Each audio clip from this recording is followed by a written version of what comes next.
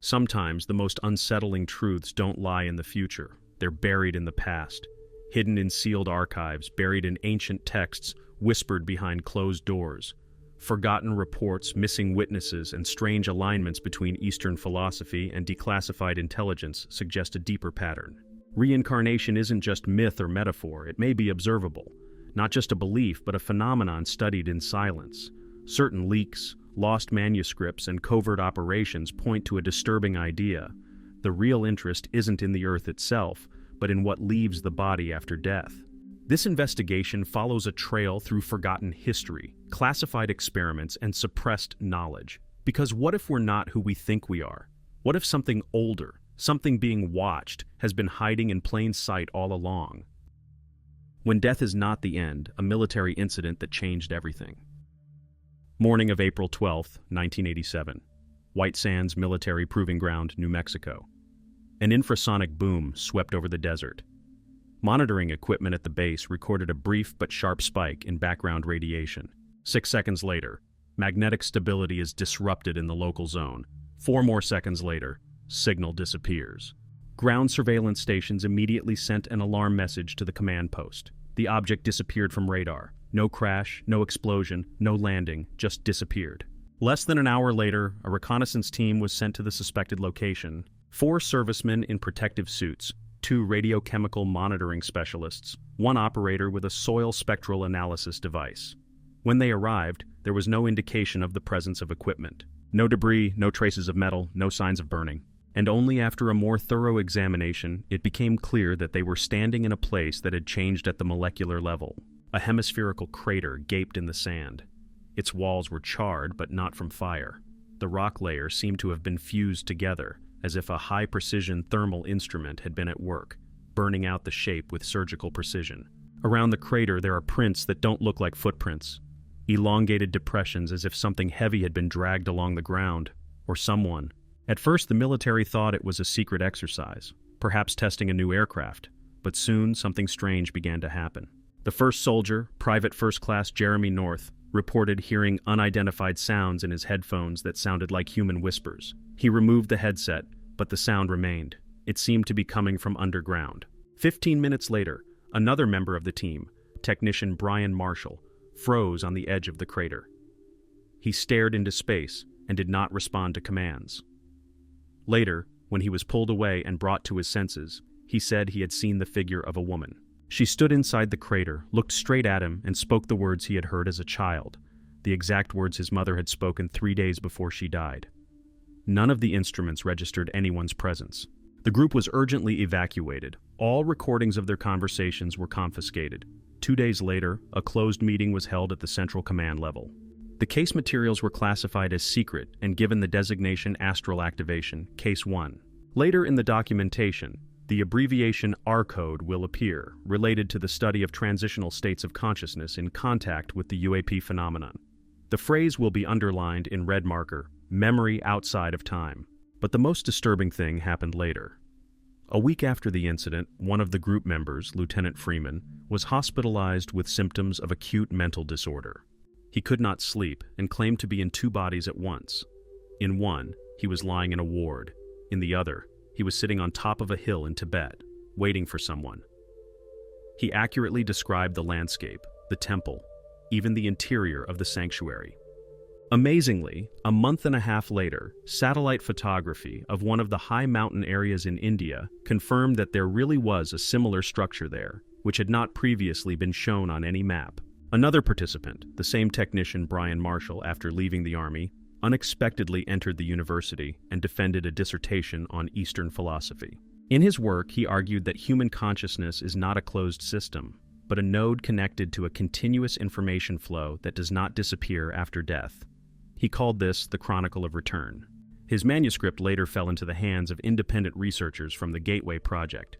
There, in one of the footnotes, was a line, example #4. Confirmed flash of reincarnation memory through contact with unknown form of anomalous energy influence. Influence of external intelligence is not excluded. This incident marked the first recorded attempt to formally link UFO sightings to the phenomenon of past life memories. And although the reports were hidden, It was from this point that a series of secret programs began to explore the intersection between life, death, and what might lie beyond human perception. What happened in the desert in April 1987 is still unknown, but the fact remains. Since then, all military personnel serving in this area have undergone mandatory psychological testing. And the maps of the region are updated every 6 months. It's as if someone or something continues to be active at a point where the boundaries between realities were once already violated. Project Gateway, Consciousness That Never Dies. In 2003, a folder with the internal code 75122 GTW was accidentally discovered in the storage of the U.S. National Military Archives. On the cover was a red stamp from a closed NSA unit and 2 words that do not appear in any public transaction log: Gateway Process. And a study of this folder showed that for almost 20 years, secret experiments on the exit of consciousness beyond the body were conducted on the territory of the Fort Meade base. Not in the framework of mysticism, not a religious trance, and under the control of military scientists, biophysicists, and psychoenergetic specialists.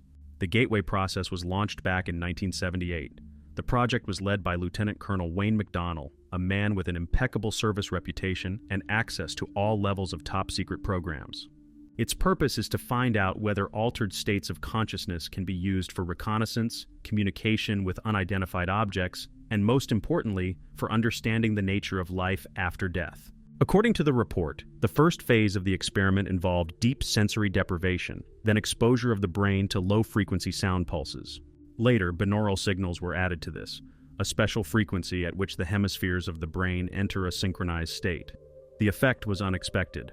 The subjects began to see images unrelated to their personal memory. They recalled events in which they had not participated. Some described scenes from times to which they had no connection. Wars, epidemics, collapse of civilizations. One of the women, an intelligence officer, began speaking in a language during the 4th session that was later identified as a Sumerian dialect. Another participant described with frightening accuracy the structure and interior of an Egyptian temple destroyed 1,000 years before our era. Neither of these individuals had encountered such information before. But the strangest thing began when a man named Thomas M. was invited to the experiment. He was not a scientist, had no special education, worked as a technician at one of the communications bases in Virginia. After the 2nd session, he began to claim that he was a soldier in another time, not on Earth. His words were recorded on audio, and they included references to technology, command structure, equipment details, and even the architecture of a base located on another celestial body. In subsequent sessions, he not only described his death, but also claimed to have gone through a process of recreation in a new body on Earth. He called this the wave transference. Colonel McDonnell's report, which was later made public through the Freedom of Information Act, contains a phrase that has been quoted by all researchers on the subject ever since.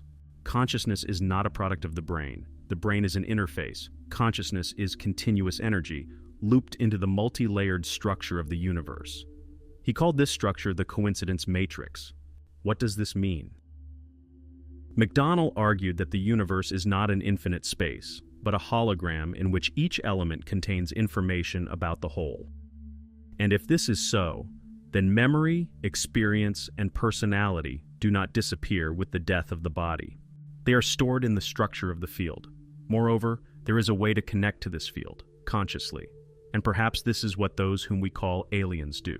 The final part of the report contains a warning. If interaction with external carriers of consciousness is confirmed, this will call into question the entire concept of linear life. It will change the understanding of identity, citizenship, legal status of the individual, and even the concept of time. And lastly, in the column of possible risks, it is indicated, the paradox of return. This is a phenomenon in which a personality from a previous life begins to become aware of itself within a new one, causing a conflict between the old and current consciousness. Such cases will be studied in a separate series under the heading RNC. Gateway Process was officially closed in 2001, but already in 2004 its material surfaced in another secret program, called Eclipse, within the framework of which events began to occur indicating that whoever the observers were, they knew much more about us than we know about ourselves. And perhaps it was they who once put the mechanism of reincarnation into our biological code. Children who remember someone else's death. In 2006, in the central Indian province of Madhya Pradesh, a 5-year-old boy named Arjun began to behave strangely. He did not respond to his name, refused to sleep in his room, and spoke in a different dialect that no one in his family knew. At times, he would wake up in tears, begging not to be burned and claiming that he was already dead. His parents, the village teachers, thought it was a game or an illness. But after a few weeks, the boy gave his first and last name, a completely different one. He said his name was Amit Varma, and that he was killed while leaving his shop in the town of Katni. He accurately described the street, the building next door, the color of the signboard, and the place where the keys to the cash register were lying. The story reached a local reporter. He contacted the Katni police. Surprisingly, the police files did indeed include a murder case of a man named Amit Varma, who died of a gunshot wound to the back of the head outside a grocery store in 2002. That is, 4 years before Arjun was born. The boy and his family had never been to this city. They had no TV, no internet, no connection with the relatives of the deceased. When Arjun was brought to Katni, he instantly recognized the streets. He pointed to the house where he lived, walked up to the woman, called her by name, and spoke the words she had heard from her late husband before his death. The woman fainted. The neighbors confirmed. The boy knew such details that it was impossible to find out from anywhere. He even showed a hiding place in the wall where Amit kept his savings. The money was there. This case interested researchers from the Delhi Institute of Parapsychology. They conducted a series of tests, including associative surveys, memory tests, and reactions to photographs. The boy unmistakably identified the friends of the deceased, knew their nicknames and even events that were not recorded in police reports, but were confirmed by eyewitness accounts. This was not an isolated case. From 1973 to 2011, more than 250 similar stories were recorded in India, Burma, Laos, and Tibet. But the most astonishing cases began to appear in countries where the culture of reincarnation was not widespread. In 2012, in Virginia, USA, a 4-year-old boy named Nathan suddenly began drawing airplanes, destroyed houses, and maps of areas his parents could not identify. He confidently stated that his name was James, that he had been a pilot in World War II and had died when his plane was shot down over the Pacific Ocean. He described the type and model of the fighter, the nose number, the layout of the instruments in the cockpit. After investigation, it was found that a pilot with that name and biography did exist. James Houston, a U.S. Navy lieutenant shot down by Japanese artillery in 1945. The plane's number matched. American scientists, including Dr. Jim Tucker from the University of Virginia, have launched a large-scale study. They noted patterns. Children usually start talking about a past life between the ages of 3 and 6. Memories disappear by the age of 10. But the main thing is that more than 60% of the descriptions coincided with real people, places, events, including closed details that were not published. All of these materials were later transferred to a closed analytical center that collaborated with the Gateway program. There, the cases were united under a new designation, R-code, cases of reincarnation coincidence with confirmed factology. Within these archives, maps began to form. It turned out that most cases of so-called past life memory did not occur randomly, but in specific regions. These regions were called return sectors. What do these zones have in common? They are all either near large energy anomalies or with recorded activity of unidentified flying objects. This gives rise to an alarming thought. Perhaps someone or something is not simply observing the migration of consciousnesses. Perhaps it is controlled by someone. Perhaps the mechanism of reincarnation is not spontaneous, but technical. What if the soul is not an abstract category, but an information structure, a code, and the memory of a past life is a failure in the erasure protocol, or vice versa, conscious access? If this is true, then each new birth is not an accident, but part of a larger process, a process that continues regardless of our will. And if there are those who started this process, then the question arises, who are they, and why do they need us to forget who we were? Distorted memory and the external trace, who establishes oblivion. In 2015, neuroscience professor Peter Walden of the Copenhagen Institute studied rare cases of so-called sudden profound memory. This is a phenomenon in which a patient with no apparent mental disorder suddenly begins to have memories that do not coincide with his real life. People described events they had never experienced, places they had never been, and even languages they had never spoken. Walden was skeptical of such stories until one day his patient, a 32-year-old woman named Clara, began speaking in ancient Aramaic. She described life in a fortified settlement, named names, events, and even described the plague that struck the region. A check will confirm. The coincidences with historical chronicles are almost complete. Together with his team, he began a systematic study, tracking brain activity during these spontaneous states. MRI, electroencephalography, and spectral analysis were used. The results were paradoxical. During the dives, abnormal excitation of the pineal gland was observed. This area of the brain has long been associated with the perception of time, dreams, and mystical states. But in the case of Walden's patients, the pineal gland activity reached levels only seen in people clinically dead. They were not asleep, drugged, or hypnotized, yet their brains behaved as if they were dying. The professor later contacted a group of anonymous specialists working under contract with a government unit studying UAP. One of them gave him data from an old Air Force program that was shut down in 1998. The program was called Echo Theta. It was not focused on finding flying saucers, but on recording field memory impairments in UFO witnesses. Under the top-secret label, it collected testimonies of people who, after contact, began to remember other lives. Among them were military personnel, children, villagers, even pilots. One of them, a U.S. Navy captain, after an incident in the Bahamas, said that for several minutes he felt like he was inside someone else's body, in another time, in another space. He knew his name, his past fate, his last thoughts before death. He later said that it was the moment of death on board a ship that sank more than 100 years ago. He had no access to the data, no connection with the dead crew, but the check showed that the name he gave was listed on the list of the dead, down to the letter. Then they went even deeper. The Echo Theta documents contained a report on one of the most mysterious phenomena, memory impairment, recorded at the moment of bright flashes of light emanating from the observed objects. Witnesses did not simply lose time, as in classic abduction episodes.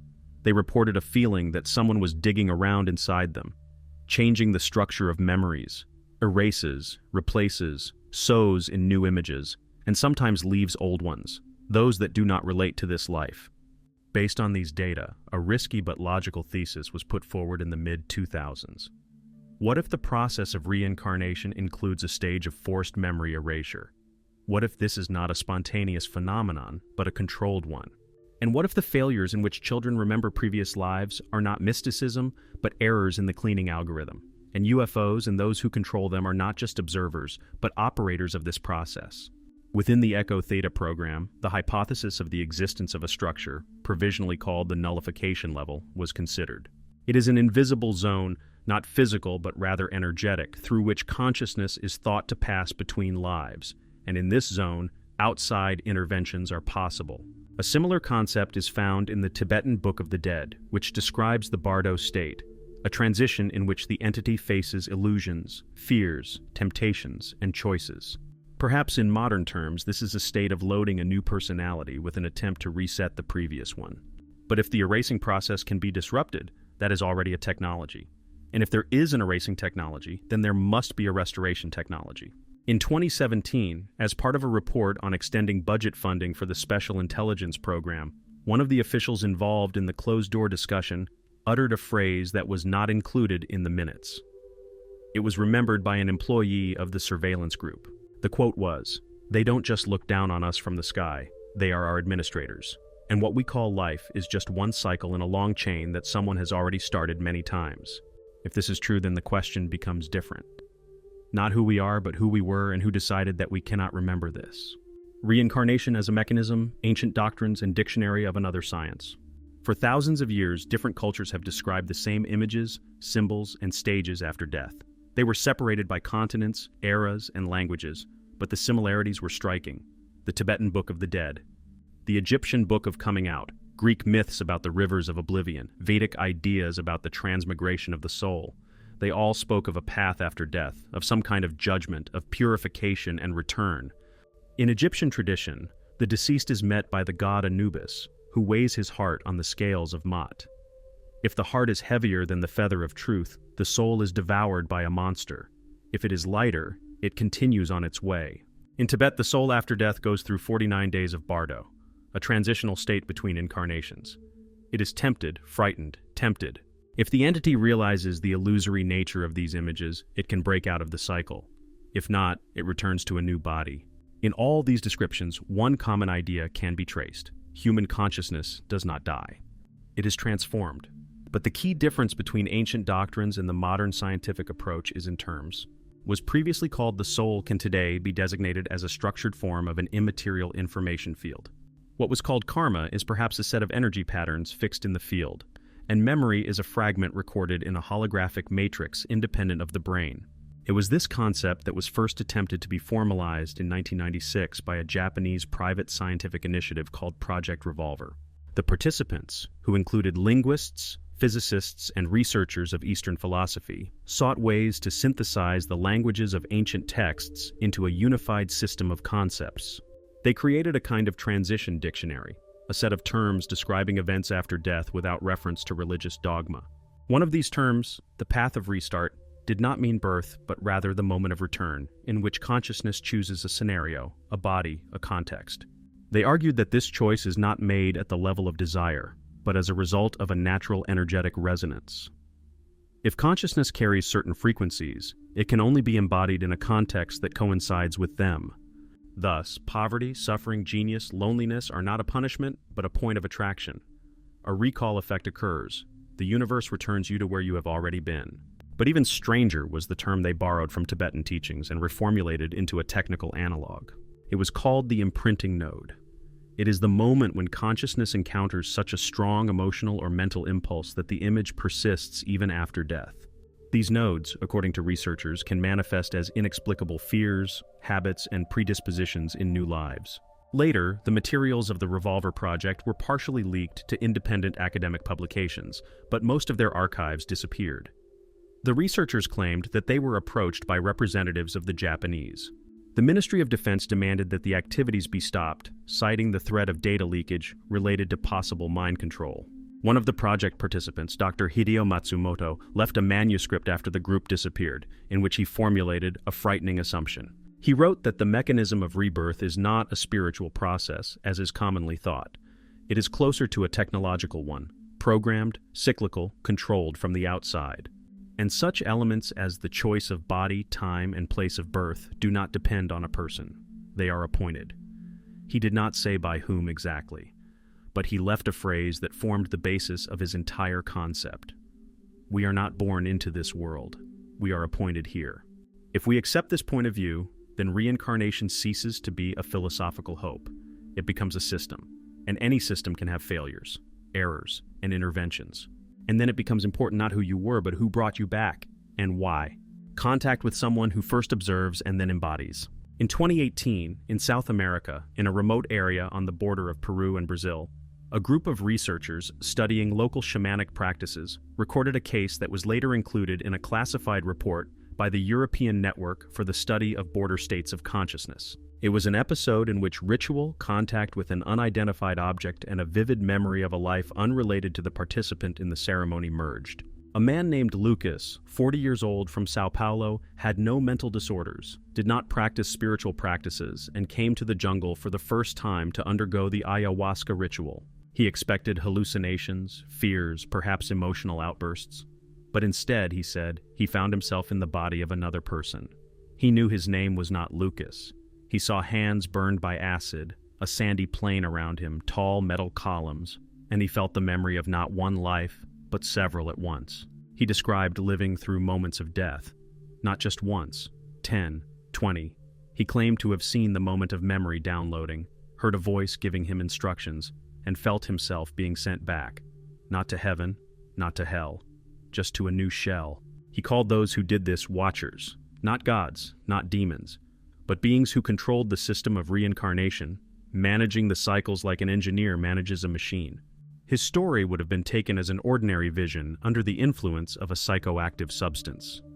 But a few weeks later, when one of the researchers was looking at satellite images of the area where the ritual was being performed, he noticed a strange formation. A circle perfectly scorched in the jungle, radius 23 meters, inside discolored vegetation, distorted magnetic background, disappearance of GPS signal. This was not a trace of a fire. Everything pointed to a directed thermal effect. A day after the appearance of this circle, 3 people from another group, who were 15 kilometers from the place, reported that an object appeared in the sky above the trees. It was silent, glowed faintly, and did not rotate. It disappeared 20 seconds later. The cameras did not record it, but the animals in the area ran away and the electronic devices malfunctioned. The data about the circle was later sent to specialists working with the Gateway program. They superimposed the coordinates on an activity map compiled from dozens of spontaneous past life memory episodes. And they found out that in this area over the past 15 years, there have been more than 5 cases where children began to talk about events that had nothing to do with their lives. All of them lived in a zone 30 kilometers in diameter from this place. Having put this data together, analysts put forward a hypothesis. In places where anomalous objects appear, a temporary weakening of the memory erasure mechanism is recorded. This is called a zone of stratification. At such moments, individual consciousness can gain access to past fragments disconnected from the current personality. And this is always accompanied by a feeling that someone is watching what is happening. The word observation was repeated in all the testimonies. Some described the sensation of being looked at. Others described the feeling of something behind their shoulders, without form, but with intent. Several children who spoke of past lives expressed fear of mirrors, dense darkness, and especially of the sound of an electric hum. They described the sound in the same way, like the trembling of the air before something emerges from the shadows. All this may seem like a chain of coincidences, but if we accept that reincarnation is not spontaneous, but directed, then such coincidences are like the logic of the system's operation. And if someone really monitors the cycles, directs, restarts, and intervenes in moments of transition, then he has long been among us, not as a figure on the ship, but as an engineer of the structure, a supervisor, a manager, not divine, but with access to memory, time, and souls. One of the anonymous agents working on the UAP protocols described his inner experience during the investigation. He said that at some point he began to feel that he was being watched not by the authorities or people, but by a system that knew who he was before, and knows who he will be later. If this is true, then reincarnation is not the path of the soul. It is the work of someone else's mathematics, and we are just fragments of code that are sometimes allowed to remember.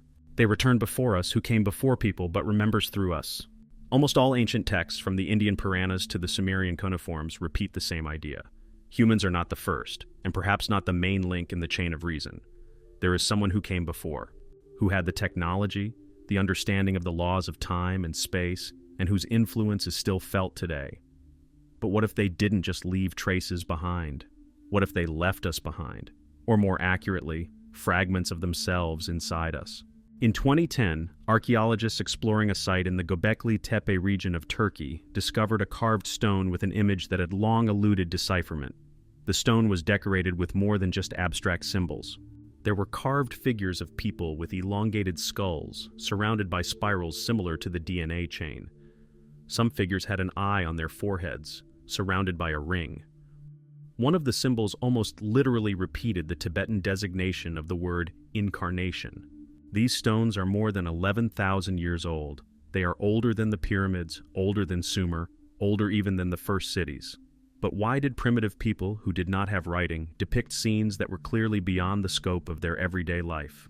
Who gave them knowledge about the structure of DNA? Why did they draw birth from light, and next to it, the point of fall, from which a human figure emerges? Archaeologists called it a ritual cycle. But one of the independent researchers put forward a more radical version. This is an instruction. The stone shows the cycle of incarnation, captured not as a myth, but as a sequence of processes.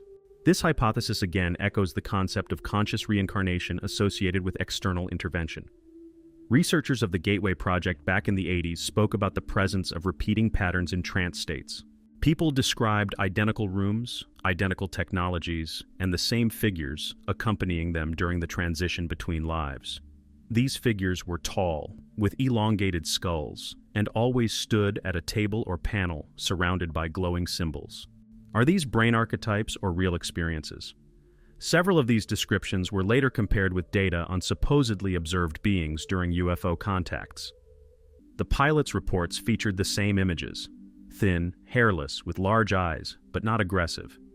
Rather, they were observing. A similar phenomenon was recorded in Argentina in 1993. A family of farmers reported that for several nights in a row, points of light appeared in the sky above the farm, moving along complex trajectories. On the third night, their son, an 8-year-old boy, suddenly said that he remembered living in another city, another body, and dying in a fire. He gave his address, name, and even his apartment number.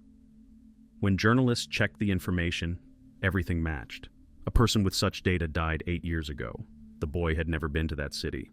But the strangest thing happened a week later. The boy began drawing strange symbols, circles, triangles, lines with dots at the ends.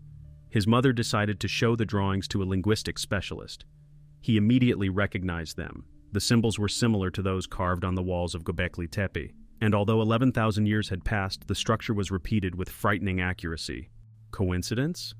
Then how can we explain that such symbols were drawn by other children who experienced spontaneous flashes of memory about past lives? Their drawings were collected in the closed archives of the American Institute for Consciousness Studies. The researchers tried to superimpose them on maps of the Earth's magnetic fields, and they found that most memory episodes are activated at points where distorted magnetic activity is recorded. This can only mean one thing: memory does not belong to the body. It is activated from the field. And if there is a memory field, then someone can navigate in it. Someone can not only observe, but also download. Perhaps these someones are not aliens in the classical sense. Perhaps they are the former inhabitants of the Earth. Those who created the mechanism of migration, and then went to other dimensions but left behind a control system. If they are gone, then why do they watch? Why do they appear at the moment of birth, death, transformation? Why do they interfere when memory breaks through oblivion? Perhaps because part of us is them. Perhaps because we are their continuation, their biological and mental containers. They did not return to Earth because they did not leave. They were always inside us. Who practice the Tukdam technique, a conscious exit from the body, also talk about this. At the moment of death, experienced practitioners allegedly linger between worlds, remaining in the body for up to 3 weeks after the physical cessation of the heart's work. Their bodies do not decompose. The face remains soft. Studies of such cases have shown that brain activity can persist longer than was thought possible, and the monks claim that during this time they are observing themselves, others, the system. What if at these moments they reach the level of consciousness where the watchers reside? And if so, then reincarnation is not just a transition. It is communication, a subtle transfer of knowledge, state, experience, but only if you can retain the memory. Most can't, most forget, because that's how the system is set up. But sometimes there's a glitch. Sometimes someone breaks through, and that's when they show up, not to kill, but to erase, so that the system stays closed. If this is true, then humanity is inside a mechanism created not for freedom, but for a continuous cycle. And those we call aliens are not aliens at all. They are us, only before we were sent back. The code of the soul, why some remember and others don't.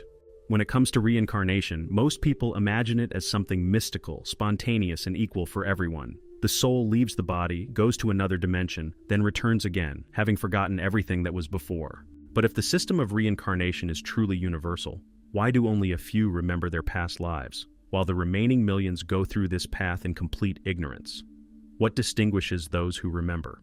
Many cases of spontaneous recall occur in children between the ages of 3 and 7, but even among children, such episodes are extremely rare. According to statistics collected by scientists at the University of Virginia, for every 10,000 children, only 1 demonstrates stable memory, supported by facts. Moreover, the older the child, the less likely he is to remember anything. By the age of 8 to 10, memories disappear almost completely. It is as if at some point a filter is turned on, erasing access to the past. But what exactly turns on this filter? And can it be turned off? There are several hypotheses. The first is biological. Some researchers believe that the memory of past lives is activated in a special state of the brain. In childhood, neuroplasticity and activity of the right hemisphere are higher than in adults. The right hemisphere is responsible for figurative thinking, intuition, associations, everything that is closer to a state of trance or meditation. It is in these states that spontaneous memories most often occur. Perhaps in children, especially in certain age windows, access to the field of consciousness of the past remains open longer than usual. Dr. James Tucker, a leading expert on the phenomenon of reincarnation memory, noted that most children who remember a past life also exhibit sleep characteristics. They often have vivid dreams, suffer from nightmares, and sometimes talk in their sleep. This may indicate an unstable boundary between the subconscious and conscious, which allows memories to break through to the surface. But there is also a second, deeper level, energetic. In 2009, a group of researchers from the Institute of Applied Bioenergetics in the Netherlands conducted an experiment. They studied the electromagnetic radiation of the body of children with confirmed cases of past lives. All participants had abnormal pulsations in the heart and head area that did not coincide with normal body rhythms. They did not pose a threat, but were persistently recorded when emotional memory was aroused. This has led scientists to hypothesize that reincarnation memories are not a product of the brain, but an informational trace in the personal energy field. That is, memory is not something that is contained inside the head, but something that the surrounding field of consciousness preserves as an imprint. In some people, especially children, this field is unstable, and it is because of this instability that fragments of the past leak into the present. According to Eastern doctrines, the soul during reincarnation goes through a process of oblivion, an artificial cleansing of previous experiences. In Hinduism and Buddhism, it is believed that this is necessary for growth, so as not to be attached to the old. But ancient texts also mention that this process may be incomplete. If the consciousness died suddenly, in a state of strong emotion, fear, pain, anger, or love, the memory is fixed and cannot be erased completely. Such fragments are called sanskaras. They are stored in the depths of the subconscious and can manifest in the next life. Modern scientists call such phenomena emotional imprinting. It is a kind of energy burn in the field structure, like a scar. It does not disappear even after the death of the body. And if in the next incarnation a person is born with high sensitivity, an unstable neural network, or increased activity of the right hemisphere, the scar is activated. This becomes what we perceive as a sudden memory of a past life. Another strange factor was also revealed: pedigree.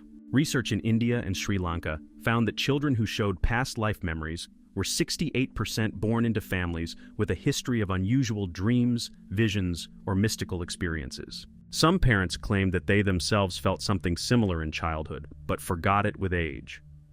A natural question arises: is sensitivity to past lives passed on by inheritance? Geneticists who studied this issue discovered a curious detail.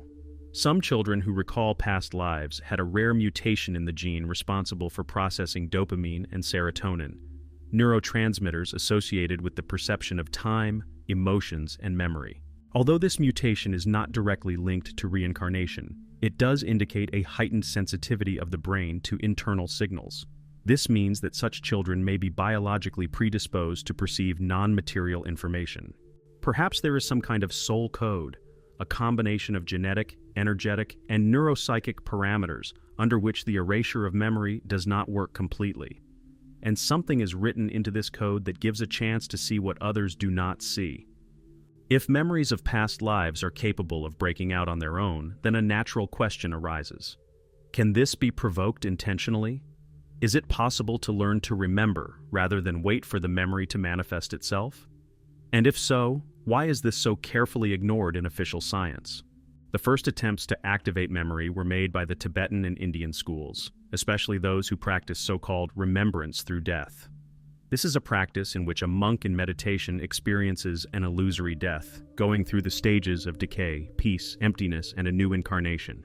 It is believed that with a sufficient level of awareness, a person can go beyond the cycle. But if he cannot, he gains access to past incarnations. In the 20th century, this idea began to be adapted to the Western scientific approach. This is how regressive hypnotherapy appeared, a method in which a person under deep hypnosis returns to moments not recorded in his biographical memory. In 1988, a series of experiments were recorded in London, in which patients who had never left Britain began to describe life in Egypt during the 18th dynasty. One of them began to speak an ancient Egyptian language, which was later identified from museum records. The psychologists involved in the experiment declined to officially release their findings. One of them, anonymously, reported that intelligence officials had intervened, interested in the possibility of transferring strategic information from the past. According to unconfirmed reports, several patients were later isolated. In the early 2000s, interest in regression began to grow rapidly. Private centers, research foundations, and independent memory schools appeared. Many of them were associated with the practices of lucid dreaming, trance breathing, and work with affirmations. Some claimed that memories could be triggered through bodywork. Certain areas supposedly stored energy traces, and pressing on them triggered flashes of memory. In 2011, an experiment codenamed Project Wiederkehr, Return, was conducted in Germany. The goal was to create conditions in which a person could reproduce an episode from a past life without hypnosis.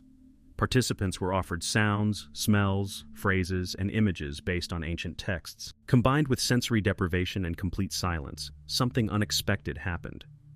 Several people entered a state close to catalepsy. When they were brought back to consciousness, they described the scenes in extraordinary detail. Their pulse and blood pressure recorded bioreactions similar to those observed in real memories. That is, the body believed in what it saw. But the most interesting thing is that later one of the participants started keeping a diary in which he indicated dates, names, geographical names. He described a city that does not exist on modern maps. However, after analysis by historians, it turned out that the ancient Babylonian chronicle actually mentioned a city with this name. It was destroyed more than 3,000 years ago. None of the participants in the experiment had access to this information in advance.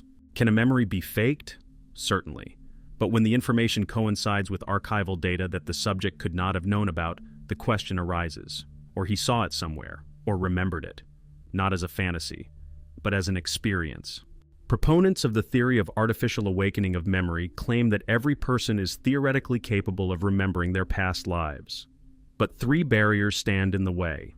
The first is fear. Fear of what you will learn. If your death was cruel, if you were a criminal, a traitor, a slave, or an executioner, the psyche resists the memory, even unconsciously. The second is identity. We are so strongly attached to our current self-image that any information that disrupts the stability of our personality causes rejection. We don't want to be someone else. We want to be ourselves, even if it's not the whole truth. The third is the system filter. If the reincarnation system is controlled from the outside, it means it is protected. This means there are mental barriers, energy codes built into DNA or the brain. In this case, remembering is not a natural process, but a failure, or a breakthrough. It is interesting that in some cases memories come not through practice, but through strong emotional experiences. Accidents, clinical death, loss of loved ones. There are hundreds of testimonies when people after a coma began to speak another language, claimed that their name was different, or demonstrated skills that no one taught them. A boy from Canada, having fallen into a coma after falling down the stairs, woke up and began writing from right to left in ancient Greek. It was later discovered that the text he was reproducing was a fragment of a philosophical dialogue that had survived only in fragments. If all this is true, then reincarnation memory is not a privilege of the chosen few, but a temporarily disabled function. And like any function, it can be restored. But another question arises, is it worth it? Will a person who remembers who he was be able to live the same way as before?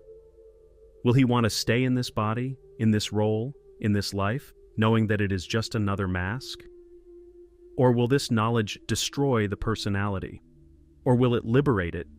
Perhaps the answer is in the code itself.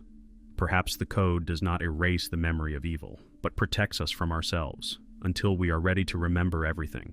Reincarnation and military programs, weapons of memory. In 1974, in an internal CIA report that had long been kept top secret, a strange formulation appeared: the potential for using the individual's unconventional experience for information penetration purposes. At that time, no one knew that this was not about espionage in the usual sense, but about using a memory that does not belong to this person, a memory from another life. It all started with one incident. A young agent, who was undergoing training at a saboteur school, demonstrated unexpected knowledge about the structure of a missile base on Soviet territory. He claimed that he had never been to the region, but described it with astonishing accuracy. The architecture, the location of the antennas, the type of fuel, even the duty schedule of the personnel. The check showed that the base really existed. The information corresponded to reality by 80%. After this incident, he was interrogated in more detail. Under hypnosis, he began to tell that he had previously served at this base, just not in this life. He gave his name, rank, even the year of death, 1963. The databases were able to find a corresponding person. His name was Alexei Sorokin. He died as a result of an explosion at the facility. The identity matched. This episode became the starting point for a project that would later be called Transition 3. Its goal was to study the transfer of professional memory between lives. If a soldier or scout who died in the past is born again and retains some of his skills and knowledge, this can become a strategic resource. They began to form experimental groups. They studied children with an increased inclination toward technical thinking. those who demonstrated skills from an early age that could not be explained by training. A 7-year-old boy from Texas, with no experience whatsoever, built a radio transmitter circuit using parts from a vacuum cleaner and an old TV. His grandfather was a mechanic, but the child himself had no access to technical literature. It soon became clear that the boy often drew buildings with towers that looked like radar installations. He said that in a past life he heard a signal and went into the fog. Later, the project was expanded. They began testing the hypothesis. Is it possible to control these memories? Are there ways to activate the desired fragment, for example, if the personality in the past was associated with intelligence, weapons, strategic planning? They used hypnosis, neurostimulation, isolation chambers. Some subjects did show increased cognitive performance, but there were side effects. One man, after the 5th session, began claiming to be a German engineer who had worked on the rocket program in 1943. He began writing formulas, parts of which coincided with the drawings of the real V2 project. He was isolated and 2 months later transferred to a psychiatric institution. The diagnosis was split personality.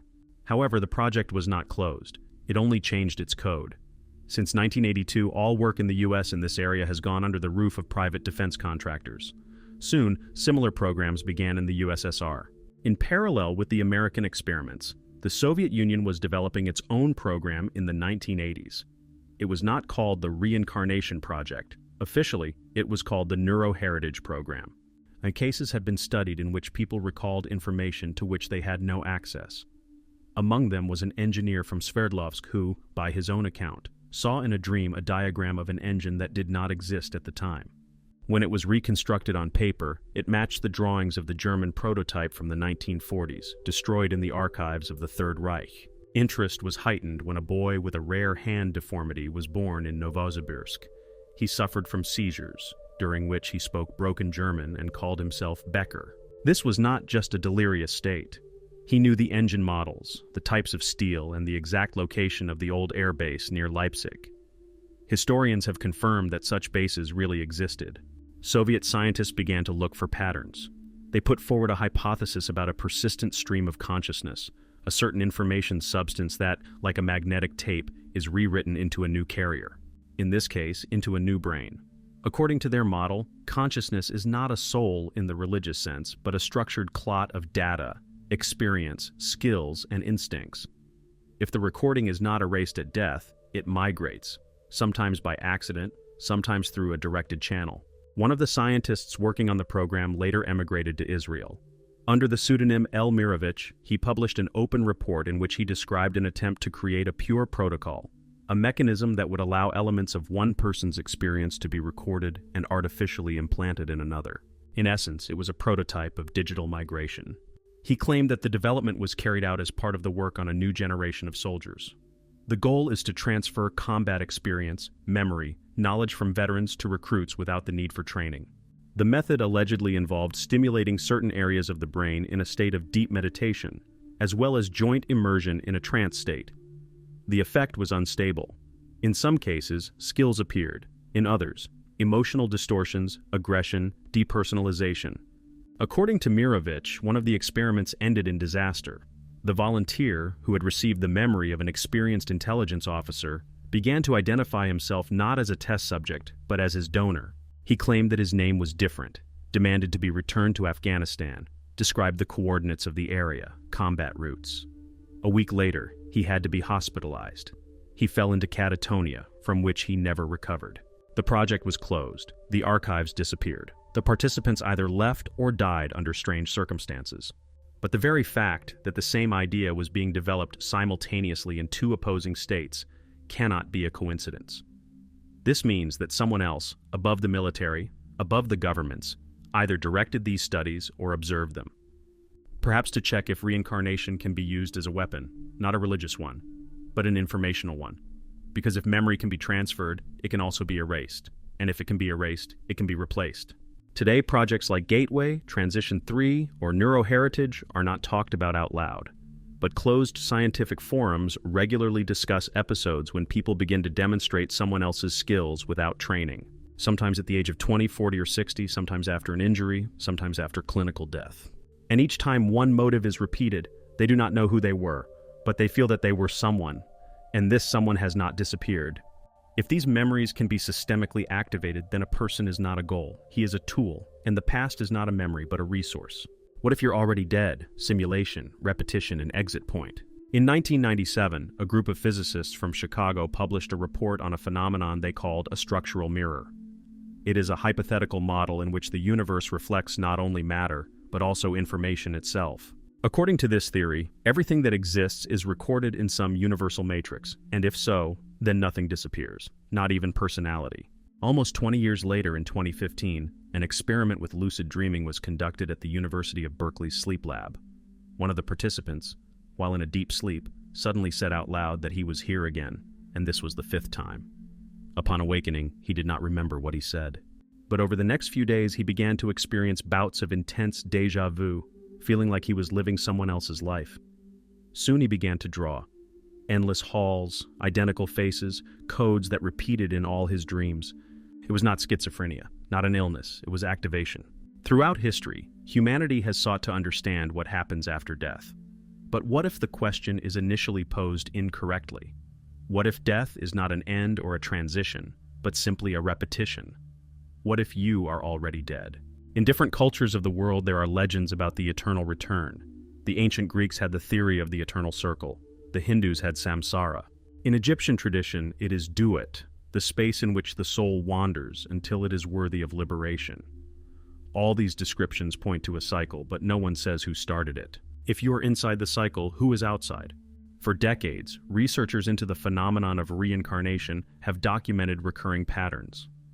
Children who remember their past lives often mention being allowed to do something. One girl from Syria, who survived the war, said that in a previous life, she also died in a fire. And she added, "They brought me back again because I didn't finish. They brought me back, but they didn't give birth to me." This word is repeated too often to be a coincidence. A former U.S. intelligence officer who worked on the Gateway program wrote the following in his personal notes: "Death is not a period. It is a checkpoint. If you fail the scenario, you are reloaded. But the memory is reset, not all of it, only the one that interferes." These words did not make it into the official documents. But among the project employees, there were long rumors about the phenomenon of R-loop, a recursive loop of personality. In it, a person lives the same life with variations, until he does something important. What is unknown. Perhaps this is why some people feel that everything has happened before, that they are familiar with what is happening, that they feel a transition, but cannot explain where it comes from. There is a hypothesis unofficially called the first death theory. According to it, the death you have already experienced is real, and everything that comes after it is a simulated rewrite. In other words, you died. But the process of your consciousness was preserved and transferred to a duplicate environment. Inside it, you continue life, not knowing that this is no longer the primary reality. Psychologists who study borderline states of consciousness often record feelings of detachment from the world in patients with post-traumatic stress disorder. They describe themselves as unreal, as if they were in a movie where everything was repeating itself. One man who returned from the war said he felt as if he had seen it all before, and that those around him were actors repeating a memorized script. Coincidentally or not, in 2017, during a hypnotic regression, one of the patients, immersed in a state of deep memory, said, "I've been through this before, I died. But they said I couldn't get out, not yet." When asked who they were, he fell silent, and then he began to cry. Interestingly, in recent years there has been growing interest in the scientific community in the model of consciousness simulation, according to which what we perceive as life is a system built to obtain a certain result. At the same time, each person is a fragment of the observer, placed in an artificial context.